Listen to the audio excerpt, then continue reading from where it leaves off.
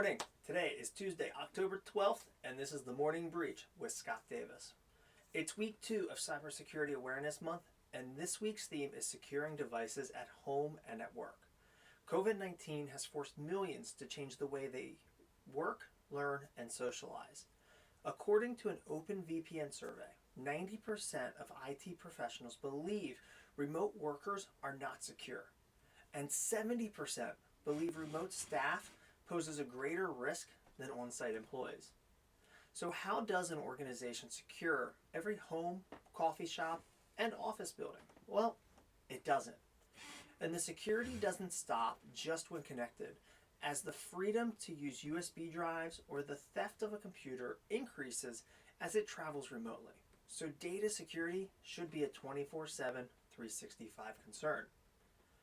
The use of a virtual private network or virtual desktop configuration makes the most sense for data security, as you can restrict the transmission of data from the network to these remote devices.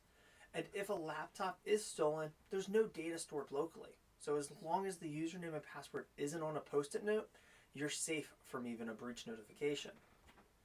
Using third-party tools or Windows built-in remote desktop protocol connection is not the most secure methodology, and hackers are actively scanning the internet looking for open ports like 3389 to run brute force attacks. Now, every network is different. If you're not sure how your remote workforce is connecting to your office and your data, you should have a conversation with your IT department or even look at bringing in a third party to assess the security both internally and remote. It's Amazon Prime Day, which has been created and marketed to draw traffic and shoppers to the e-commerce giant website. As more employees are working from home than any other previous Prime Day, it will be interesting to see how successful the day will be for Amazon.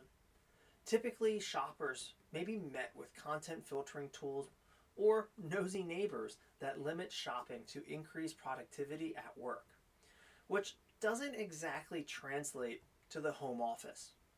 So will shoppers find themselves on Amazon shopping more or less today than normal?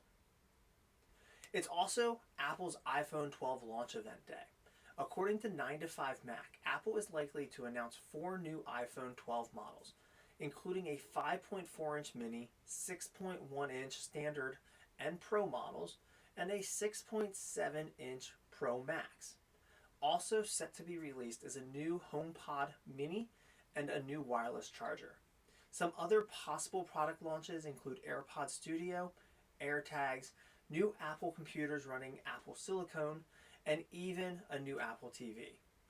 Apple's event begins at 10 a.m. Pacific, 1 p.m. Eastern. Microsoft has disrupted a botnet called Trickbot, which is one of the world's most infamous botnets and prolific distributors of ransomware. Using a court order and technical action in partnership with telecommunications providers around the world, Microsoft was able to cut off key infrastructure so those operating Trickbot are no longer able to initiate new infections or activate ransomware, which is already sitting and waiting on systems across the globe. This action is part of Microsoft's attempt to assist organizations which are responsible for the upcoming election to stay secure, which many industry professionals see ransomware as a threat to the upcoming election. With the election now 21 days away, it is probably too late for many municipalities to identify and resolve cybersecurity-related risks in their infrastructure before the election. In my experience, many election-related tasks are performed on a segmented network, typically even without internet connectivity. But that doesn't mean there isn't risk, as after all, they are just computers.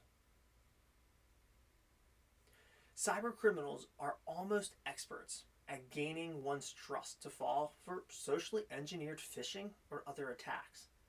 The successes they had with COVID-19 really should be enough proof of that. Still, a new threat should have teachers being extra vigilant when accepting assignments submitted via email. Cybercriminals are now impersonating parents and sending malicious documents as their children's homework, such as son's assignment upload failed, or daughter's assignment didn't upload. Sometimes these files are in a crafty zip file to lure the teacher in. These malicious docs typically include macros that enable the cybercriminals access and the ability to export data, as well as deploying ransomware. It's one thing is for sure, cybercriminals are crafty in what they do, and that's why they have become so effective. So teachers, keep an eye on your inboxes just like everyone else. Keep an eye on your inbox and look for threats that sound too good to be true or just that you're not expecting. Thank you for watching today's episode of The Morning Breach. If you've learned something new by watching this, please take a second and like and share the video. If you want to see more episodes of The Morning Breach or find useful resources in helping you secure your organization, visit themorningbreach.com and follow along with us on Facebook and LinkedIn. As it is Cybersecurity Awareness Month, remember, be cyber smart. Thanks for watching.